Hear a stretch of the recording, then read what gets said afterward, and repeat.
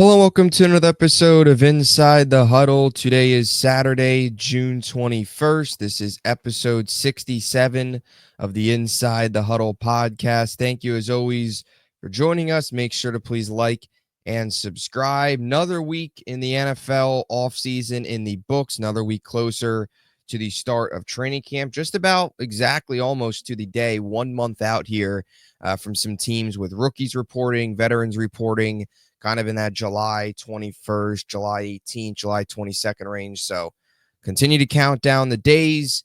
Another week behind us. DiMari, a couple topics today to discuss. How's it going, man?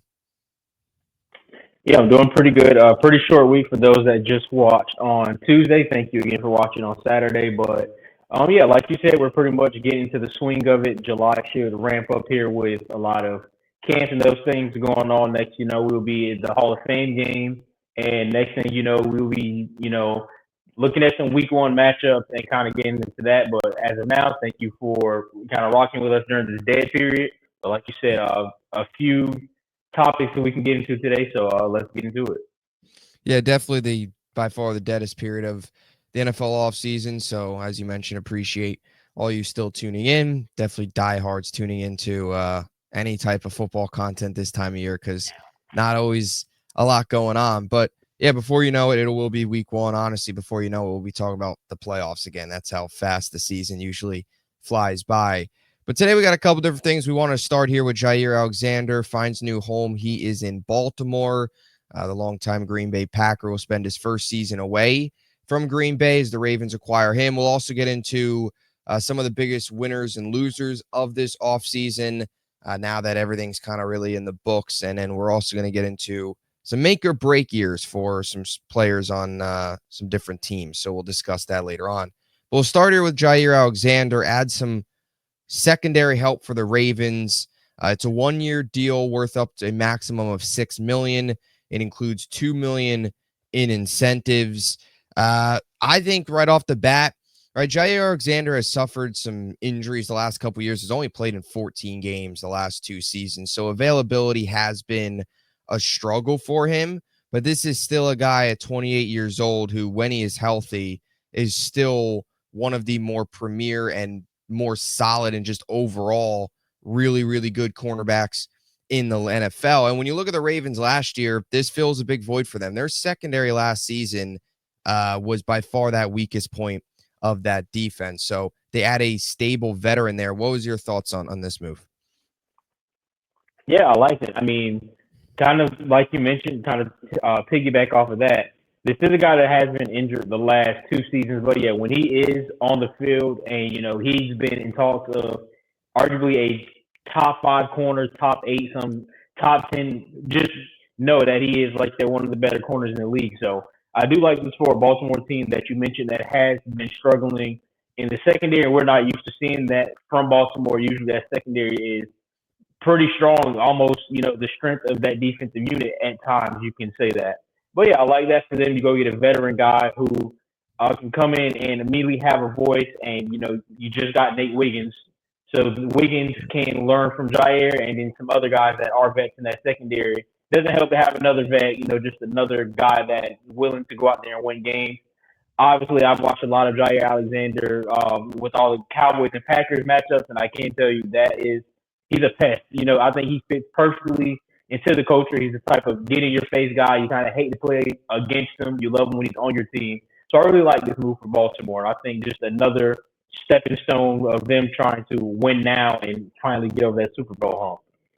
Yeah, definitely. And they've got a really nice balance now in that secondary and you kind of touched on it there, of some veteran presence and also some of the young guys, right? You mentioned, bringing in Nate Wiggins, who now enter, of course, year number 2. They also drafted Malachi Starks to add to that safety room. So that's a piece there that is young. And then you look at your guys like a Marlon Humphrey, who's a veteran in that safety room, or more as so as your nickel. And then Jaire Alexander to that corner room now, a veteran as well. And Kyle Hamilton, who's entering year 4. So kind of the prime or so of his career. Good balance of year 2, Nate Wiggins, rookie Malachi Starks, veteran Jaire Alexander, veteran Marlon Humphrey, and then a guy in Kyle Hamilton who's year 4 going to start to take over that veteran in a way, that leadership role, because he's already 4 years in. You look at, though, just to put into perspective how bad it was for Baltimore last year in the secondary, right? Very unlike them. They allowed the second most passing yards per game in the NFL, 244.1, which was only better than the Jacksonville Jaguars, who finished 32nd at 257.4. So really bad company to be in. As a total, they allowed 4,150 yards. So they've got to get that buttoned up, especially when you look at the league that they play in, the conference, or the division they play in, right? Joe Burrow's in that division. Jamar Chase, T. Higgins, all those guys, like that air raid offense is in that division. They've got to find a way to slow that down twice a year, right? Buffalo, who they got bounced by last year, that's a team that we all know what Josh Allen could do. Patrick Mahomes, we all know. You've got, some other teams in the West as well, whether it's a Bo Nix. You've got some of these younger quarterbacks as well on the rise. They are an AFC that is loaded with really good passing offenses and really good quarterback play. And if you can't slow that down, they're not going to be able to win a Super Bowl. Of course, right? Lamar's got to step up, and he's got to be that guy as well in the playoffs at times, because last year in Buffalo, that was not a good performance for him. Mark Andrews also has to catch that football, and who knows, maybe we're talking about a different outcome. But this was a big need for them, and they bring in a steady veteran. My question would be, get back to like playing a consistent amount, or do you feel this is just who we? Your thoughts on the injury aspect for Jaire Alexander moving forward? You don't want to call a player injury prone, but like that is kind of what it has been, the last 2 seasons. But no, I think he gets in. I think he is healthy moving forward, and not saying that he gets back to, the Jaire Alexander that we're used to seeing in Green Bay and completely locked down corner. Like, he doesn't necessarily need to be that, but I think he gets back to, 80% of what we are used to seeing, and I think that's good enough for that Baltimore secondary, if we're being honest. Yeah, and I agree. And I think in terms of if you get this year from Jaire Alexander like a 15-game sample of, I don't know, 12 to 13, 14 passes defended, let's say 4 interceptions and 50-some tackles, that's a very productive, in my opinion, season for what the Ravens would expect on this 1-year contract, as opposed to in the last 2 years where 7 games in 2023, no interceptions, just 5 passes defended, and then just 7 games in 2024 last year where, only 2 picks and 7 passes defended, only 16 tackles, which was a decline from a year ago or a year prior.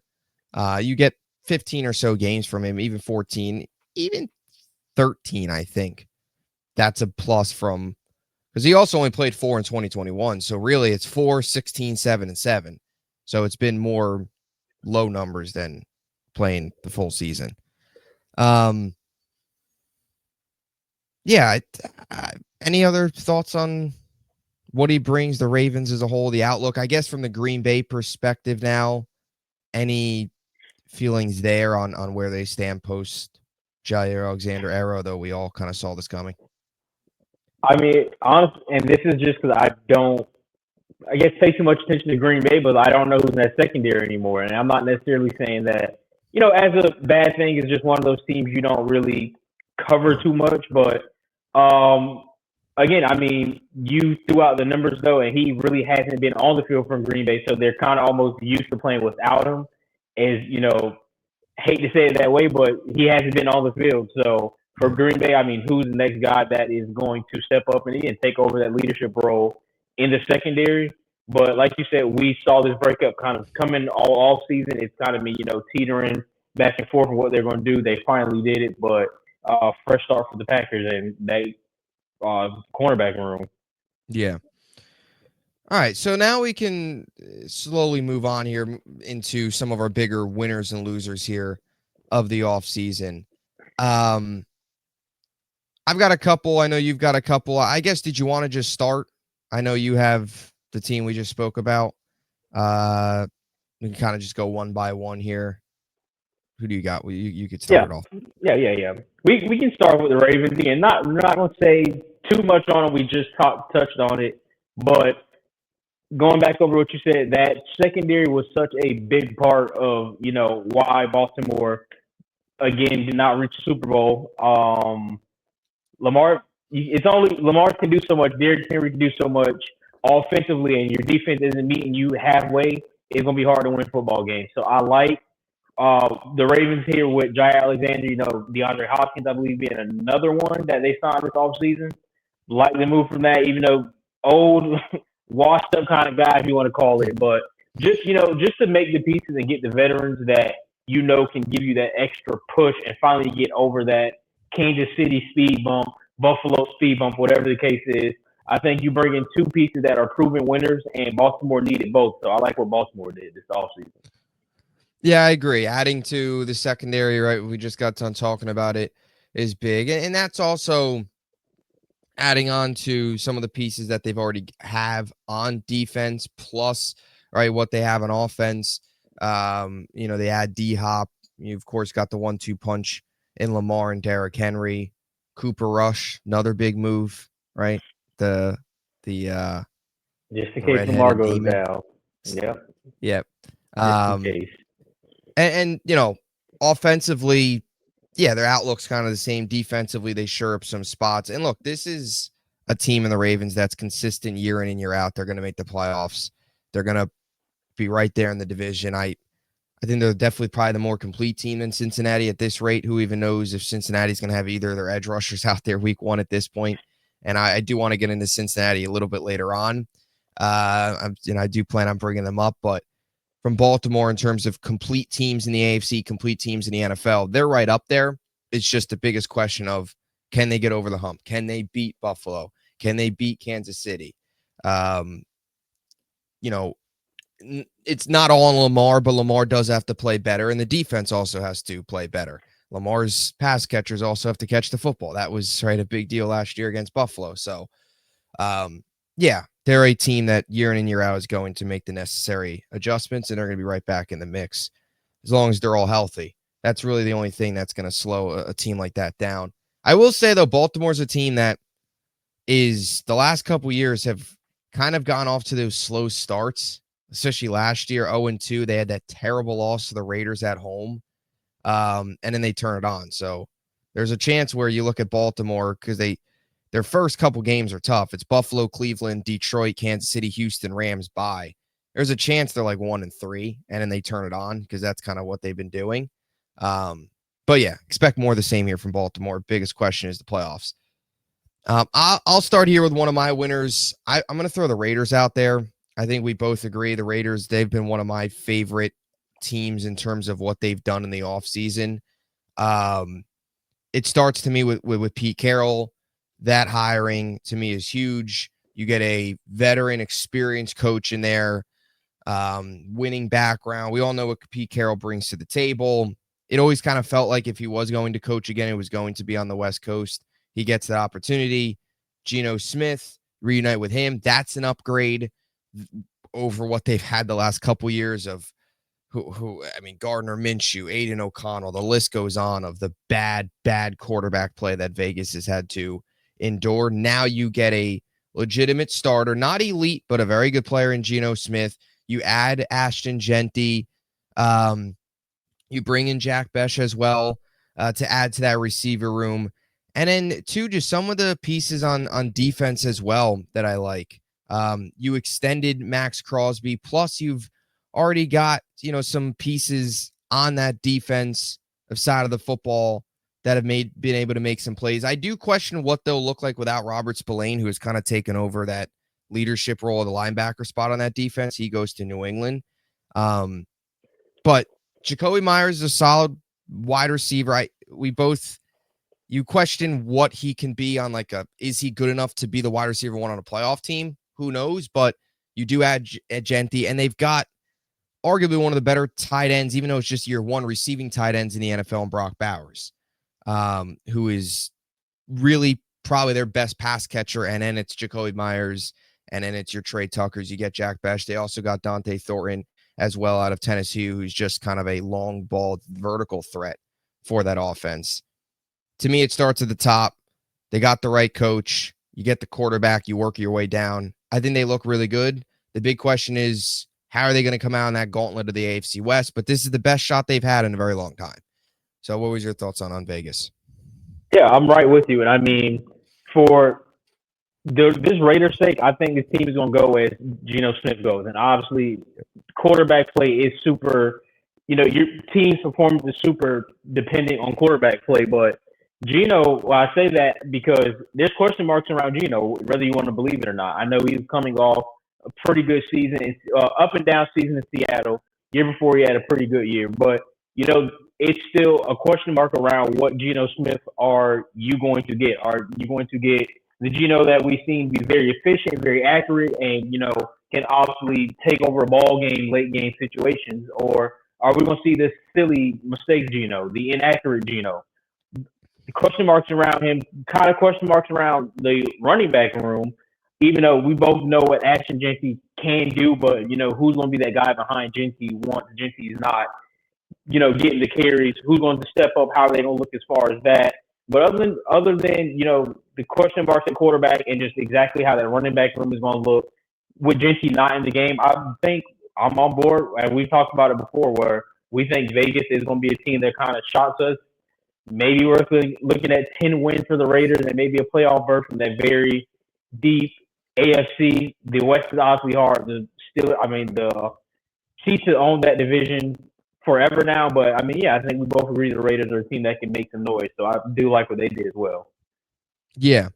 And I think when you're looking at the running back room, I think you're banking on Jeanty having a big year and in hoping that Raheem Mostert can, I don't know, kind of be not quite what he was in Miami, but that duo of him and Devon Achane, something like that, where Jeanty's your clear-cut number one. Achane and Mostert, who is sometimes more so like committee.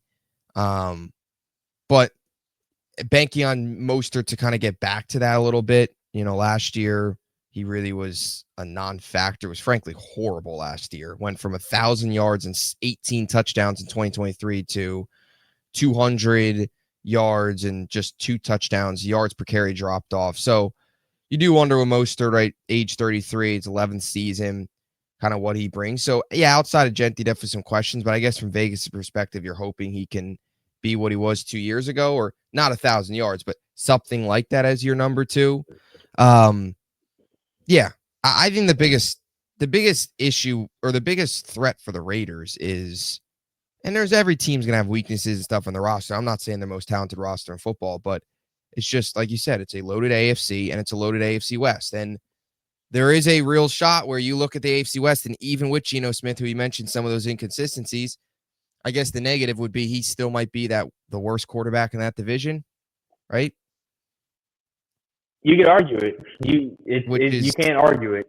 Yeah, which is crazy considering a lot of teams would take that type of quarterback play, but given it's the AFC West, Mahomes, Herbert, Bo Nix, I guess coaching-wise, that's tough as well.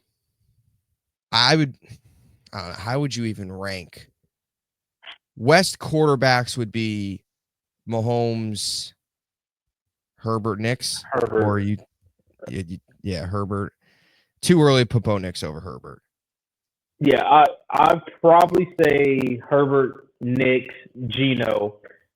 But if we're going off of just 1 year, then you could probably say Nix. But yeah, he's still got to prove it in year 2. Yeah, and there's a real shot he has a sophomore slump because we saw it a bit with Stroud and that Texans offense at times last year. Coaching wise, Andy Reid's at the top.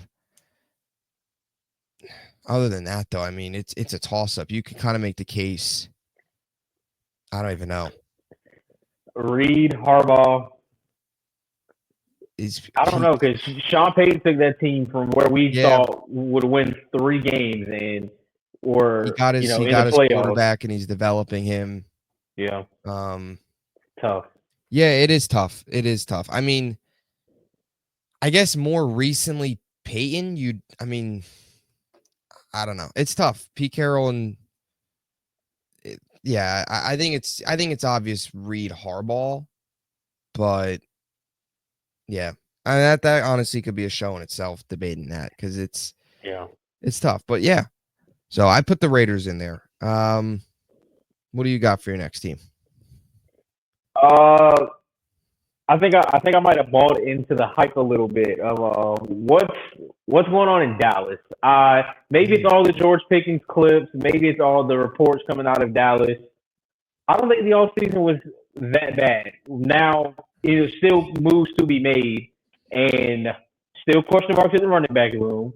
But that George Pickens sign, I think, has brought me back in a little bit. And again, could just be all the clips coming out. But I mean, this team desperately needed a number 2 receiver, like bad. It was CD and nobody else. So you get George Pickens to step up, who is, I guess, kind of spoiling here myself a little bit, on a contract year. This is a big year for George Pickens, who obviously want to get paid as one of the better receivers in the league.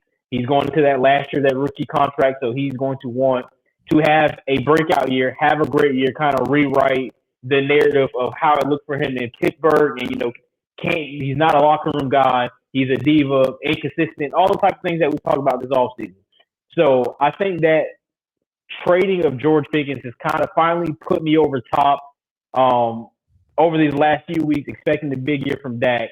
So, I mean, you look outside of the running back room, which Dallas did address in the draft as well. I think they made some pretty good moves addressing other spots that they needed. And, I mean, I think this schedule is pretty tough, but I think this is a team that we're talking back at 10, 11 wins this year. Kind of don't let last year make you forget how good that Dallas team can actually be. But, I'm going to say they actually had a pretty good offseason as far as just addressing some of the needs. Like, again, still more work to be done. Yeah. And I think the biggest thing with Dallas is just if, Dak staying healthy and having another receiver, that's a big deal. I think, right, you look at Dallas last year, what killed him was the Dak injury. And if Dak can stay healthy, he's one of those quarterbacks that can do more with little than most quarterbacks can do, if that makes sense. And now you give him George Pickens, like you mentioned, Pickens on the contract year. You hope he's kind of motivated by that and goes down, has a big season. The biggest question for me, and you mentioned, is just the running back room. Like, I don't know. I don't really know what their plan is. I mean, you have Miles Sanders, kind of the veteran. You bring in Javonte Williams, who is the young player that was really like his rookie year in Denver. It's crazy where he is now. That rookie year was so promising in Denver, where he went out, had over 900 yards, was putting up near 4.5 yards per carry, like a good productive season as a receiver as well, over 1,000 all-purpose yards. And then 2022 only played in those 4 games and just hasn't really recovered since then. Last year was really kind of rock bottom, where he played every game and just wasn't a factor. That running back room in general in Denver, you wish he would be able to break through there because there wasn't a ton of competition. If I remember correctly, it was Javonte Williams. They had who was the other one? Estime. Yeah, Estime. Jaleel McLaughlin was the other one. Yeah. It's like he did lead the team in rushing yards, but that's not saying much. Tyler Beatty was another one, right? They had like 4 guys. My thing with Javonte Williams is you would have hoped that last year would have been the year, good quarterback play, better offense, better flow. Like that would have been the year for him to have a big season and get back to what he was earlier a little bit in his career, or kind of what he showed. He didn't do that. Maybe he breaks free. I would just look at Dallas, and I still think they're going to make the playoffs. And I have, even when you've been down and out on them, I've always kind of still been, I still believe with Dak that they're going to, if Dak's healthy, they're not going to go out there and win 7 games. That's just not what they're going to do. Even if they didn't have Pickens, they were going to find a way to get in. Whether or not they get anywhere, who knows? But I think you would look at this team and say they're winning the division if they had a running back, right? And maybe Javonte Williams emerges. I mean, I guess, what are your thoughts? What's your confidence level in him emerging, Miles Sanders, or running back by committee, and they make it work, and maybe they make a move at the deadline. Who knows? Like, I guess what do you feel? What do you feel they're going to do there? You think they're just going to ride it out? I also think it's going to be by committee. And I mean, I'm not saying all 4 running backs make the roster, but let's just say 5 in this case. But you mentioned the 2, Sanders and Williams. Yeah. You drafted Jaden Blue out of Texas. You drafted Phil Maffa super late out of Clemson. And you still have Deuce Vaughn on that roster. So you still have quite a handful of running backs. But, I mean, I think going into the year, you go, a 3-back rotation and you just go running back by committee. So I'm thinking if we're talking about RB1, who's probably taking first team snaps, it's probably going to be Javonte Williams, but I don't think he is going to necessarily be the quote-unquote starter. Once again, I think it's going to be by committee. We're going to see a lot of Miles Sanders. We're going to see a heavy dosage of Jaden Blue, considering what he does as a pass catcher as well as a rusher. But for Williams, I mean, I know we kind of say this, and it seems almost contradicting when you look at how well Baltimore runs the ball and how far their running ability got them. But you kind of, Philly as well, but you kind of want to say, you don't need a running back that's going to give you 1,400 yards. You just need some guys to go out there and be productive. And again, very contradicting with the 2 years we've seen from the 2 backs. But I don't think you need 3 guys to go out there and get you, 1,000 yards. I think one of them can just say Javonte Williams finished back around 900 yards, or say, and you're getting production from Sanders, from Blue, both over 500 rushing yards. I think that's productive. It takes some off of Dak, but it still leaves it in Dak's hands and go out and win games. But just letting him drop back 45, 50 times is a no. So they're going to need one of those guys to just have the hot hand that week. And, yeah, they just roll with who's feeling it. Yeah, I think I agree. I think that's probably the approach they take. Yeah, I look at Dallas and 10, 11 wins, right? Hopefully you get the contract done with Micah Parsons. That's the next big, I think, thing this offseason. Schottenheimer's a big, I guess, another big X factor in a way, right? Question mark, yeah. X factor. Yeah, about the same. But, I mean, when you look at Dallas, it's been like the same result here with under McCarthy year in and year out, at least the last couple coaches. Like I don't see him shouldn't have an issue getting to the playoffs. The next big question is just finishing the job. And even just from the CeeDee Lamb perspective too, going back to the pick and stuff, it's nice for him to have somebody next to him as well. Like that's not only does it benefit Dak, it also benefits CeeDee Lamb, the rest of the offense. So Dallas also on the winners list. I'll throw another team, and I hate to say this, but I think the Patriots had a very good offseason. And I hate to say this, and I hope they stink. And I hope that they win 4 games, and not even 4 games. Give me 0-17, and Drake Mays is the complete bust. But I think they had a very good offseason. And sometimes you see off seasons like this work out, sometimes you don't. And I still think the Patriots, they got to prove it. A lot of times you see what the Patriots did this offseason was basically just went on a giant spending spree. They said, we have a ton of cap space. We have a ton of roster holes. We're not going to build through the draft and all this stuff. No, we're going to go out there. We're going to bring in big names. We're going to add pieces to defense, to offense, all that stuff. With the money that we have, we're going to spend it. And sometimes this works. Sometimes it doesn't. With New England, I think the little bit of the difference is personally, I really like the coaching change. It's not just the free agency additions, but Mike Vrabel to me was the best coach on the market.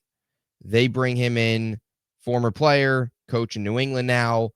And they also still have some young pieces on this team that they now supplement with some of these, I don't even want to say older players, but some of these veterans, because Milton Williams is a guy that they get really in the prime of his career. But you look at these additions, like they added Diggs, and I know Diggs this offseason hasn't been the hottest start for him, so we'll see what happens. But if he could just focus on football, Diggs is the best receiver in that room day one. We all know that. Drake May throwing to Stephon Diggs, a massive improvement over any of the other guys. They added Milton Williams. They added Robert Spillane, who I really, really like. They added Harold Landry. Carlton Davis was another name that I really like to add to that secondary, which needed some assistance. And even through the draft, I'll say this. because most of their big moves came in free agency. That was most of what made them a winner, but they beefed up the offensive line with Will Campbell. They desperately needed to do that. They did that. They also added Morgan Moses, another free agent move, so kind of bouncing around. I think that's a good, steady right tackle that they add. Coming from a Jet fan, very solid year. And I also really one of their more underrated moves, because I really liked him, was Kyle Williams. That's a move that I think if he can develop, you have Diggs, you have Kyle Williams. If he develops, you could start to piece it together a little bit in that receiver room. Still a ton of questions, still a lot of like, who is it outside of Diggs? You have Kyle Williams, but Demario Douglas, Mac Hollins, what is he without Josh Allen last year? Is he going to be just that crazy guy that walks into the stadium barefoot, or is he actually going to produce? Like, what is Mac Hollins going to be this year? So, but overall, I like what they've done. And the biggest thing is they've got a Drake May who you assume if he takes a second-year jump, then all of these guys around him should be better. And they put him in a pretty good spot here. Maybe one more receiver, maybe one other guy. Like, let's say they went and added Keenan Allen. Maybe that would be the cherry on top of, okay, two good veterans, and in my opinion, a really intriguing rookie in Kyle Williams. Then maybe you say, okay, it's perfect. But all in all, though, I like what they've done. They've improved a ton. Will it work? Will it not? Who knows? Sometimes spending all this money works. Sometimes it doesn't. They added a massive upgraded head coach. They got their guy. Bring back Josh McDaniels. So I like what they've done. And you everybody knows I still think Drake May is I think Drake May is a very bright future for him. I do. I don't want that to happen because I hate the Patriots, but biased aside, fans aside, you guys know how I felt about Drake May going into last year's draft, and I think they got better around him. So what are your thoughts? Yeah, I'm right on board with you. I mean, I feel going into this season is going to be a little odd. Kind of expecting the Patriots to be good when they've been bad, for quite some time. But no, this is definitely a team I think is going to look a lot better. They're going to win a lot more games. Am I saying they're going to be competitive in division? Probably not. They probably still only win 7-8 games, but they keep a lot of those divisional games close. But I also agree. I'm right on board with you. Like, I like the moves. And I know for Diggs' sake, like you said, not a very hot start to kind of how his time as a Patriot has started, but you still can't take away from the move and what he brings. And we kind of mentioned it before. We won't go back over it. But you take away that ACL tear, this was still a very productive guy, the years before, and was having a good season up until he tore the ACL. So I do like the move for the Patriots. You can almost feel it, like the culture is going to be so much different under Vrabel, and they're going to get back to very similar to what we used to see from the Patriots. Again, not the same dominance with Brady, but I do like the moves. And I mean, maybe 2 to 3 years now, again, not this season, but maybe 2 to 3 years now, we're talking about the Patriots up there with Buffalo as far as being competitive and being good and, kind of make a run towards the division. I know you probably don't want to hear that as a Jets fan, but like you said, if Drake May can gel into what they want him to be, like, this is the team we could be talking about in, like I said, 2 to 3 years. Yeah, and if Drake May is the quarterback that they drafted him to be, yeah, they're going to be right up there with the Josh Allens of the world and things like that. And I think you make a good point about just the culture and stuff, like with Vrabel. I think that is just really the biggest thing here is everybody always talked about, right, the Patriot way under Brady and Bill Belichick. And I'm not saying they're going to get back to that. They won't get back to that. I don't know if they'll ever get back to that, a type of dynasty like that. But the culture the last couple of years has just been obviously rotting, even towards the end of Belichick. And I think for New England, Vrabel, who experienced that type of culture as a player coming back, there's always, I say, there's something about former players coaching or players playing for that team, then coaching that team. We've seen that a couple times this offseason, right? Vrabel, now Aaron Glenn with the Jets, of course. Kind of get back to that type of culture. They're just that winning mindset, year in and year out, being consistent. This is the best they've looked in a while. Even those final years under Belichick, you looked at it and said, Mac Jones stinks. They have no playmakers. Belichick's kind of lost it. You knew it was terrible. They had that 1 year with Cam Newton during the COVID year. You knew that wasn't really going to do much, or I think that was the COVID year. They had that 1 year with Mac Jones, and in 2022, 2023, 2024 were horrible. Can't be much worse. They're going to be better. Yeah, it pains me to say it, but and even the running back room, they added Travion Henderson as well in the draft. Ramondre Stevenson's interesting because I feel like has really good. 2022 was excellent for him, and then the last 2 years, kind of last year was okay, but yards per carry a bit down, was up on the touchdowns. So you get a number 2 behind him. Not a bad running back room actually at all, really, when you look at it. 2 solid running back in Stevenson and a rookie in Henderson, an early day 2 selection out of Ohio State. So, yeah. How many wins for New England? You think they are not a playoff? Do you think playoff team this year? No. Do they 7 or 8? 7 or 8. Yeah. And then next year they make their jump. Yeah, next year should be, considering, let's say Diggs is back, Kyle Williams kind of becomes what they want to become. Henderson has a good year. We could be talking about that year 2 jump. I'm just sitting here thinking, a little bit off topic, but kind of on topic as well. When you look at the AFC East, the AFC East might be the most obvious division, right? Like, I guess maybe the AFC South as well. And maybe with the Chiefs' dominance, you want to say, even though the AFC West is really good, they're going to find a way because the Chiefs, they're going to probably go 13-4, 4, 14-3, whatever, and just find ways to win. But in terms of division outcomes, like the Bills are probably the most locked in first place team. None of these teams, even as we talk about New England getting better, none of these teams are even close to Buffalo. Yeah. They're going to win 13 games, and the next closest will be, there's a chance the AFC East only gets 1 playoff team. There really is. Because I personally don't see any of the other 3 making the playoffs. But who knows? All right. You got another winner? No more winners, but I actually have a loser, if we can throw that in there. And we're going to stay in the division. And I think we might have both agreed it's the Miami Dolphins. Yes, I had them as well. Under the losers. I don't really know what to say about this team. I mean, 2 years ago, we're talking about this team sitting at, was it 2 years? I think 2 years ago, I believe, sitting at 8-3 going to December. Look how good this Miami Dolphins team is. Mike McDaniel, they're making noise. Coach. And now, like, they were fun. Now there's a big question mark around the Dolphins, and this team already tends to implode later on in the season. But we just talked about it. Buffalo still going to remain good. They got better. Even with a few losses here and there, they got better. The Patriots got better.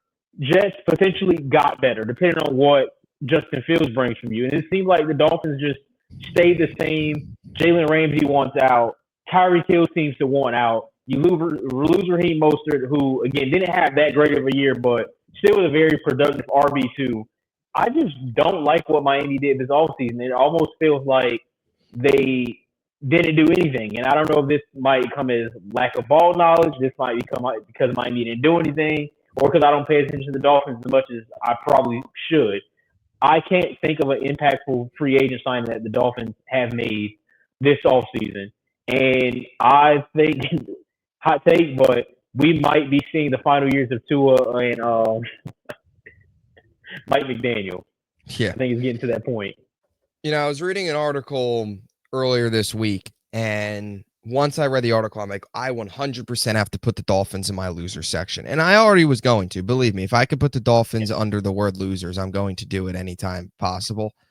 But from the article, it was the Dolphins are operating like a rebuilding franchise, even though they have a quarterback making $50 million and they have 2 wide receivers making nearly $30 million a year. That just doesn't add up. And it's so accurate, though. You look at this team, they're just not good. Like, you look at the pass rushing. They've dealt with some injuries there. You look at the offensive line, it's horrible. There's holes all over that offensive line. Was the case last year. And they haven't done anything to fill it. They're not spending anything. They're not making any moves. And then you look at that secondary, young, inexperienced, and now you're going to move on from Jalen Ramsey, really the only veteran with a track record there. So they stink. They have their off seasons have stunk. They haven't gotten better. I look at Miami and I just say they've been essentially stuck in quicksand. Like they haven't done anything. They haven't moved. Right? You mentioned 8-3 2 years ago. They blow it in the final game of the regular season against the Bills. They miss out on the division. They go to cold Kansas City and get absolutely destroyed. They don't even show up. And here we are. Last year, you missed the playoffs. They haven't done anything. Like you look at this roster, it's the same thing. And I don't know. I think it's gone to a point. It's gone so stale with Tua. It's the injuries are obviously scary, but just in general, it's gone to a point he cannot play. He cannot outplay Josh Allen. He's just not better. And as long as that's the case, they're never going to win a division. And he's not better than Mahomes. He's not even close to those guys, in my opinion. We talked about it actually off air. Tyreek Hill last year kind of dropped off a bit. You know, I mean, if that's who Tyreek Hill is now, or if that's another season he has, they're just not good. Yeah, I mean, they've gone very boring. They looked there for a little while when they added Tyreek Hill and you have Jalen Waddle and Bradley Chubb. Here come the big bad Miami Dolphins. Now they've gone just stale. They're just nobody in that secondary, nobody on that offensive line. And you look at some of the pieces that they've lost, even like a name like Christian Wilkins up front on that defensive line, no longer there. Yeah, they haven't done anything to improve. Last year, I thought they got worse. This year, they've gotten worse. They continue to get worse. They continue to regress. And I agree. I think there's a good chance this is it for Mike McDaniel. Yeah. I mean, how can you bring him back if they win 7 games this year? They should have honestly fired him after last year. They should have blown it up. And I know Miami fans have some problems over there with them in the front office and ownership and everything like that. And, you know, Dolphins are a team that hasn't won a playoff game in 22 years or something like that. Yeah, they're, I don't know. I don't know really how you get out of this. To me, this is just a failed, right? I mean, there's no really way to look at this roster and say, with McDaniel and Tua, they're going to get over the hump, if that makes sense, right? Yeah, I don't think they're going to be good. I think this is the final year. And like you said, they have not gotten better. They made a few splashes for some of the guys that you mentioned, and you thought that was enough to finally get them over top. And just they haven't done it. I'd hate to kind of be that guy because, you know, I say this all the time, but wins and losses come way more on the shoulder of the team than it's the quarterback. But when your quarterback is not looking good, when your quarterback is not healthy, and when teams have figured you out, this is what happens. I mean, this is, like I said, this is quicksand. I don't know what direction to move in when your quarterback does make how much he makes and your receivers and your weapons are paid. But this Dolphins team, like, it's nothing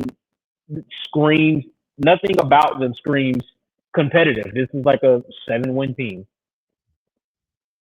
Yep. Yeah.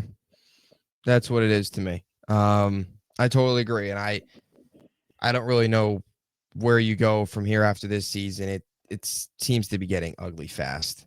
I'll throw one other winner in here quickly, and then I want to jump on over to another loser because I do have another one. Bears, I think, actually had a good offseason. They brought in Ben Johnson. You get the offensive-minded, offensive genius, one of the hotter coordinators on the market for Caleb Williams. They've got some weapons already around him, right? DJ Moore. They brought in Luther Burden on day number 2. You look at, you know, you've still got Roma Dunze, who you hope can take a year 2 jump. But to me, it starts up front on that offensive line. It's all about protecting your quarterback. They brought in Joe Thuney, Jonah Jackson, Drew Dahlman. They add that to Darnell Wright and Braxton Jones. It's a very, very solid and much more fortified front five for that Chicago Bears offense, which is big for Caleb Williams. Obviously, he's got to develop and he's got to play a little bit better than last year, but he's in a much better situation. Fired their offensive coordinator halfway through last season, then Eberflus got fired. It was a mess. By accident, Ben Johnson will be the best offensive voice that Caleb Williams has had. Even if he's average, he will be the best coach that he's had. So, like what the Bears have done, we'll see if it translates or not. Another loser to me, or at least maybe trending towards loser, to me is just, and maybe I'm off and I still have high expectations for them, I'll be honest. But to me, it's just Cincy a little bit. And it's not so much that the moves they've made, it's just the Trey Hendrickson stuff, the Shamar Stewart stuff. I don't know. It's just a bad look. It's a bad taste in your mouth if you're a Bengals fan or the Cincinnati Bengals organization. It's just bad. Like, lock up your star pass rusher that's put up 17 and a half sacks in back-to-back years. And I don't know, maybe this is a crazy idea, but sign or agree to a contract with your first-round pick. I don't know. I mean, that's something, that usually happens. And I'm not saying that the Bengals are all at fault for it. Shamar Stewart's side, there's both sides to every story, and there's both sides to all these negotiations. So Shamar Stewart's, obviously, his side's got some feelings. I'm sure the Bengals as well. Neither side is fully guilty. Both sides have a hand in it, but it's still a bad look, especially when you have a defense that was awful last year. The least you can do is get your two top guys that could rush the passer. And it's just in general bad look because you brought in Shamar Stewart in the event that Trey Hendrickson kind of maybe could step in for him if he wasn't your long-term piece. Now both guys aren't there. So who's next? They're going to call one of us up and we're going to be rushing the passer in the AFC North next year for the Bengals. I mean, by all means, I do it because it means I get to try and take down Rodgers twice a year, which is fine by me. But, I don't know. I think they're maybe trending towards losers or losing right now. Bad taste in your mouth if you're the Bengals. It's just a bad look. Yeah. And I can see how, because this is a team, this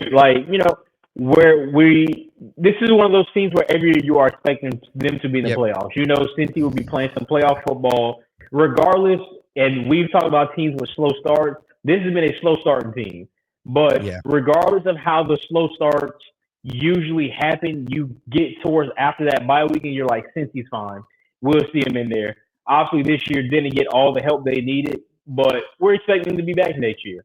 So it is just such a bad look and leaves a bad taste in your mouth when you look at this team. I'm just talking about the offensive side of it. Look at how great Joe Burrow looked last year. Said, great, if he does that again, they're guaranteed to get into the playoffs. They lock up T. Higgins, which one that we thought could possibly be moved around. You bring T. Higgins back. Great. You got your quarterback. Run it. Let's see what you do. Chase Brown be healthy next year after suffering the ankle injury. So your core is back. You're like, this team is going to look great. But now you look at the defensive side, and like you said, I won't go back over it, where two of your edge rushers aren't playing. They haven't called us to camp yet, so we might get a call soon here to board a flight to Cincy. And just you need to get your first round pick signed. You need to sign Hendrickson back. D tackles don't just fall off a tree like that. So if you're smart and you know your defense is the issue, how about you address that and sign the one guy you drafted, the other guy that is a free agent and one of the best in the league. So for Cincy, I mean, obviously I think those two guys do get signed. We were talking about this last week. But right now, this is a Cincy team that's going to score 70 and give up 85. Until they sign, both of them, I think it's a loss for the offseason. I agree. Yeah, I 100%. And that was sort of where they were headed last year with the score. It's put up 200 points. They'll find a way to lose 205 to 200, whatever. Burrow could throw 10 touchdowns in a game and they'd find a way to lose. Yeah, I think they'll get him done. It's just bad look, and maybe it'll be inside the huddle live from Bengals training camp. We'll see. One other loser, and this isn't a team. Maybe it's a team. I don't know. I don't want to spend crazy amount of time on this because I know we've spent the amount of time bashing this team in general. But to me, just a rough spot for a first timer. Right? You look at some of these other coaches, even right. We just got done talking about Ben Johnson. To me, that's a really good landing spot for him. He gets Caleb Williams. For Caleb Williams' sake, it's good. For the Bears' sake, it's good. They need an offensive mind. You hope they can, from a Bears perspective, you hope he's kind of that young, innovative offensive mind that they've been looking for. Get a franchise quarterback, all that stuff. To me, Kellen Moore, honestly, and I know it might sound dumb, like saying a head coach or a guy that gets a finally head coaching job is a loser of the offseason. To me, it's just what he's working with. I would put a lot of money on it right now that Kellen Moore will be out in New Orleans in 2 years. I really do. Maybe not. Maybe there is that glass half full approach of, let's say they're really bad this year, and then they get one of the top quarterbacks in next year's draft, and Kellen Moore is able to turn him into something. That's possible. But my counter to that is, please tell me who in the world that future quarterback is going to throw the football to. And please tell me who Tyler Shook and Spencer Rattler is going to throw. I mean, is Kellen Moore going to go out there and play receiver? I mean, I know they have Olave, but come on now. This team is awful. They're awful. I don't see it. I don't. For a first-time guy, it's just offensive mind. He's got nothing to work with. He's in a very bad spot. I mean, you did bring Brandon Cooks back, but that guy, yeah, I mean, still productive, but older. But I mean, no, they put Kellen Moore such a bad situation, just question marks all over the board.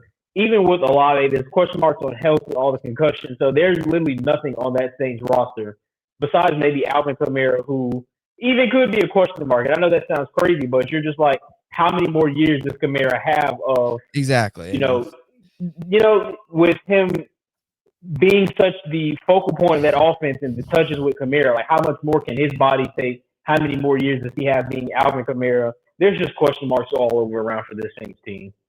And you continue to hear the constant trade rumors around Olave. No guarantee he lasts the full season with them. And there's no guarantee he's there next year. And I feel like with Kamara, too, you mentioned, right, getting older, all that stuff. I just feel like with Kamara in general, kind of a year-by-year thing with him. Like, I could see him being dealt or whatever anytime. There's a real shot where Olave and Kamara aren't long-term pieces there, especially Kamara. But even Olave, even though he's only entering year 4, like, I don't know. If those two guys aren't there next year, then again, great. You get Arch Manning. Please, if I'm him, you go back to college because you're going to be throwing to better receivers in college than you would with the Saints. Unless I don't know. Maybe Brandon Cooks is, still solid. But I don't know. I mean, Rashid Shaheed, is he really taking the next step here? Not as more of your flyer type of guy. No. Yeah. I'm trying to think. I can't believe this is just slipping my head. Their first round pick. Oh, am I wrong? I feel like I want to say Kelvin Banks, but I feel like I'm wrong. Yes, you are right. No, it was Kelvin Banks. Yeah. Banks is good. I do realize it was Banks. I don't know. We talked about it. The idea of bringing in Warren or even Loveland might have been better to get a weapon. Who knows? And look, there is that possibility that Kellen Moore is that next great young offensive mind, and he gets something out of Shook and Rattler or whatever, and he makes more out of less. But you just can't say that with a first-time head coach in the rosters he's given. He's definitely in the worst scenario. Out of all the coaches that got jobs this offseason, he's definitely in the worst by far. 100%. And I really don't think it's a debate. He's in the worst. So we'll see. Anyway, let's move on here. Some players make or break seasons. Pro Football Focus released an article the other day, kind of just listing every team, each player, one player on every single team, their make or break seasons. couple we agree with, couple we don't agree with. We'll touch on a couple here. Can kind of just go through the list here. Any thoughts, any players that stick out to you? We can kind of just go through it and discuss. Any make or breaks for you on this list, or your opinion on some different teams? Cockpit, that is one that is on that list that I am 1,000% in agreement with. I know we talked about this, I feel 2-3 episodes ago, where we kind of talked about Pitts and you basically say failure in Atlanta up until this point. I think this is make or break, and I think this is going to be more of a break type of season. Like, I think even if Kyle Pitts goes out there and has 1,000 yards and 8-9 touchdowns, you kind of still consider moving on because you're like, okay, great, we got it this 1 year finally. Are you going to be able to keep this up? And this is a guy that's kind of been in the mix of some trade rumors for the last 2 seasons. I think this is the year that it does happen for Kyle Pitts, and we do see him on a new team sometime during the season. But just it's been such a disappointment, guy, since he got to the league, and I hate to say that because I love Kyle Pitts in Florida, but such a disappointment, and a lot of that has to do with just how the offenses ran, some coordinators they had over there, Pitts himself. But definitely this year, I think, is kind of the prove-it type of year for Kyle Pitts. But like I said, I think when we do get into, the bulk of it, and that being trade deadline, Kyle Pitts will not be in the Atlanta Falcons. Yeah, I agree. I don't think it's going to work out. Unfortunately, you're right, they bring him in, athleticism, all that stuff, arguably the best player in that draft class, many thought, coming out in 2021, 4th overall pick. You expected big things.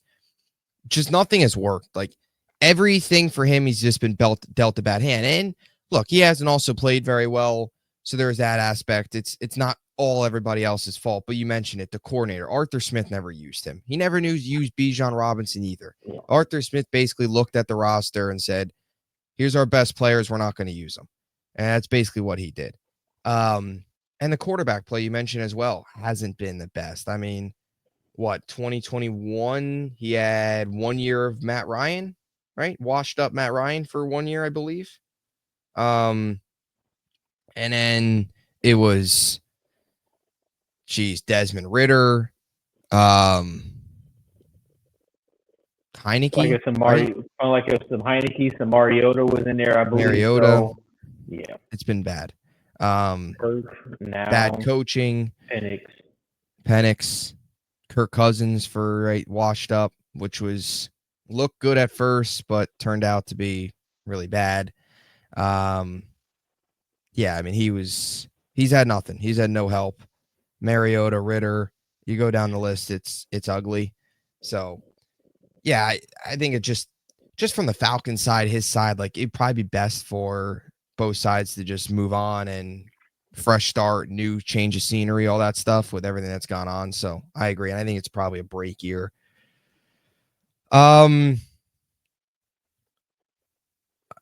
Josh, or not Josh. I don't know why I said Josh. Anthony Richardson was actually the cover of this article. He's like, Anthony Richardson is like the poster child of the make or break year this year. I agree. I think it's definitely a make or break year for him. I mean, he's in a quarterback competition with Daniel Jones. That's probably all you need to know about where his game has been at, that Daniel Jones has a shot to start over him. I think Richardson will win the job. I just don't think he'll have a very good year. I think it's probably a break year for him. Tua on this list as well. We talked about it earlier. Those, honestly, McDaniel and Tua, 2 make or break years very easily there. There's a good chance, right, if they win 6 games, they might just completely blow it up. Any other names on this list? Kyler Murray was actually at the top of this list, starting off for the Arizona Cardinals, which was an interesting one. I'm going to go with one. I'm sorry. I didn't know. Sorry, I thought you were you could go ahead. I would say, there is quite a few quarterbacks on that list. One of them that's not named, I'm going to name him. We talked about this guy enough. They have Tyson Campbell for the Jacksonville Jaguars. I think it's Trevor Lawrence. I think for a guy that was drafted as a generational talent, he's been mid. He's been everything but generational. He's literally been a glorified Kirk Cousins, if you want to call it that. So for Trevor Lawrence, I mean, the weapons have never been bad in Jacksonville. We're being honest, at least from what I can remember, maybe outside his rookie year, the weapons have not been bad. You've had pieces, you've done nothing with it. So for a guy that is, generational talent, making 55 plus, you need to do something. You need to figure it out. So yeah, I think for Trevor Lawrence, it sounds crazy, but if he doesn't figure it out, and we're looking at like another 6 wins for Jacksonville, they probably will be looking at a new quarterback of the future. Yeah, and another interesting spot for another first-time coach in Liam Cohen. What is he able to get out of Trevor? Is he able to kind of work some of his magic he worked on Baker? But I totally agree with you. Trevor's been the furthest thing. He was the prized possession of that 2020 draft, or 2021 draft rather. 2020 season, full of Jets, Jaguars tanking. Trevor Lawrence, next great quarterback. He's been far from that. I agree. I think he's really the make or break. Another one I would probably switch.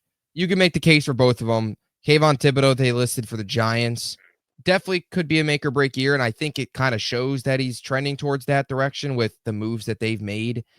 They added Abdul Carter, of course, right there. Their second overall pick, or third overall pick, rather.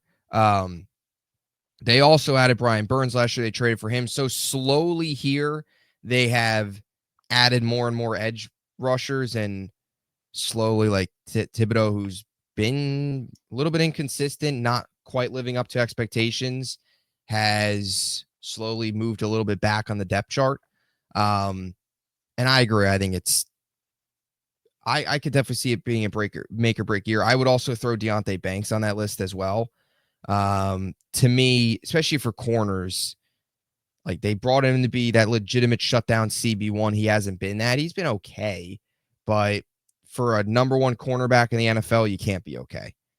You've got to either be elite or really good. It's you kind of, when you're in the middle, it's tough. So year number 3 for him. If he doesn't have a good year this year, I could see them potentially not moving on. It's only year 3, but figuring out a future solution there, or finding somebody else. They actually added Paulson Adebo from New Orleans. So that is somebody that's been around here. He enters year number 5, spent some time, of course, with New Orleans. So they have added a little bit to that secondary, but Banks, I think, is the make or break year. He just hasn't lived up to expectations so far. So yeah, any other ones? Christian McCaffrey actually is on this list, which is crazy to think, but kind of in it really, I think you just put the Niners on this list in general, like Shanahan, everybody. Purdy just got the new contract, but there's a lot of questions with the Niners if things don't work this year. You want to throw Ayuk on there, you could. Yeah. Or, what are your thoughts on San Fran, CMC, all that?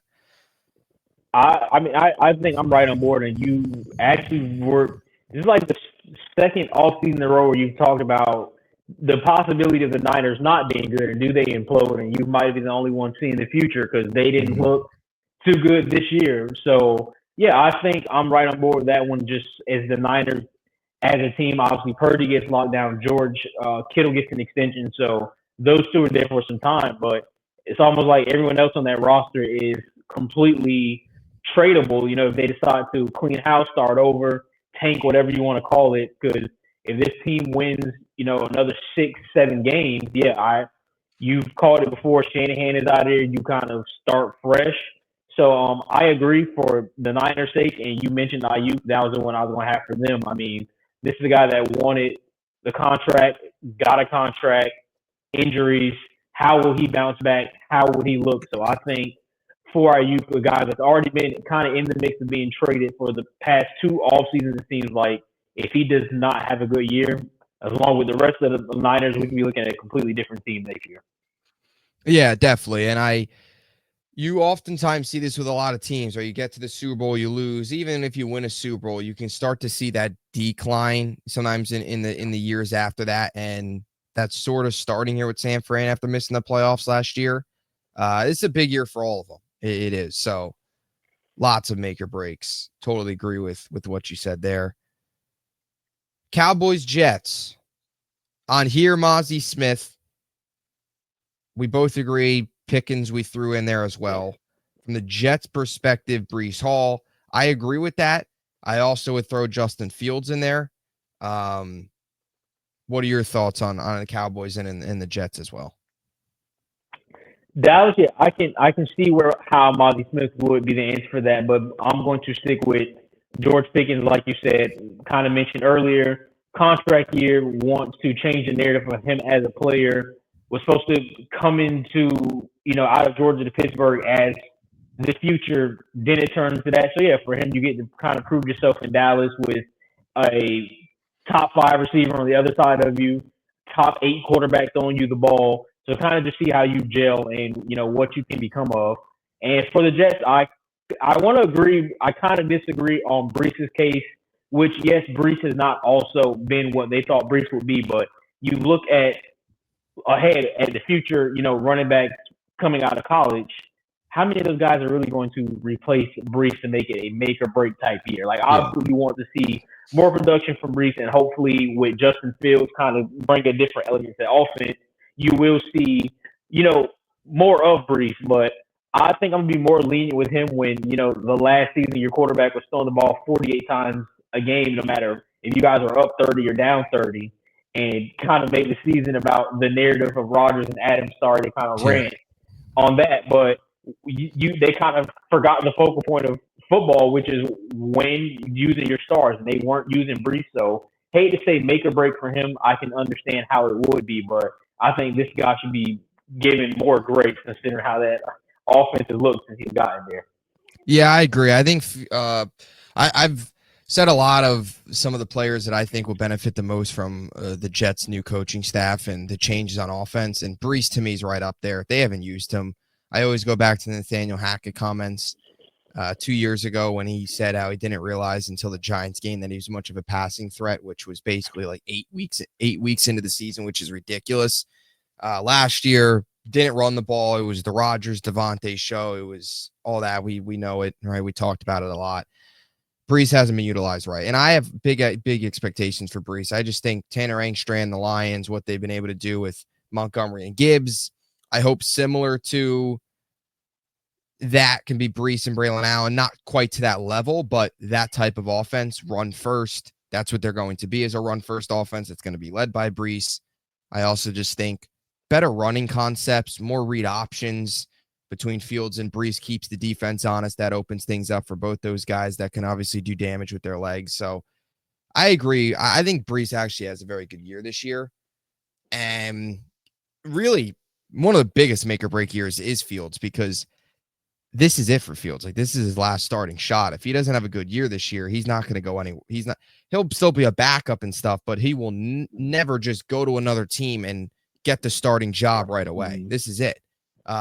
If this doesn't work, you're backup, but the only way you're starting is either if you win out the job or injury, whatever. This is going to be the last time where he actually comes in as the day one starter. So it really is arguably one of the bigger make or break years for him, is change the trajectory a bit of his career here. Is he going to have a revival like Darnold, Mayfield, and Geno, or is he going to fall flat and just be a career journeyman backup? We'll see, so. And I agree with you on Pickens. Big year for him as well. Any other names stick out? Or I think we covered a pretty good amount. Yeah. Pretty Denver much all I got. Yeah, sorry. Denver, this name's interesting. Dre Greenlaw, they put down as a make or break year, which I sort of agree with, I guess. Injury last year, signing on with Denver, coming back from Denver just as a unit last year, linebacker wise, was probably the weakest part of that defense. For Greenlaw coming off the injury, big year for him. I think it was a 1-year deal. I think it was. Denver made a couple of those moves. So I guess that I kind of agree with that. But anyway, any other thoughts? Only other one we briefly here, which we talked about Tyreek Hill, which is just how he kind of fell off. And this kind of goes back more of like Miami kind of being in the same boat as San Fran. Do you completely just blow it up? If this year doesn't work out, and he's already kind of been back and forth with wanting out, started the offseason off rocky. So Tyreek Hill is another one I can kind of see make or break that team. I'm not going to go back over it. Again, same boat as San Fran, but yeah, I can see Hill as another one. Yeah, I agree with that. A lot of Miami make or breaks. So anyway, that'll close it out. Another episode in the books. Appreciate you all for tuning in here on a Saturday in June. Diehards for that, obviously, dead zone, but good episode, good discussions. And yeah, we will catch you here next week. Another week closer. I believe next week is what, the last week of June. So we're almost hitting football month. Last month until football. July 31st, I believe, is Hall of Fame game. So there is a football game in July. So look forward to that. And yeah, talk to you soon. Thank you for watching.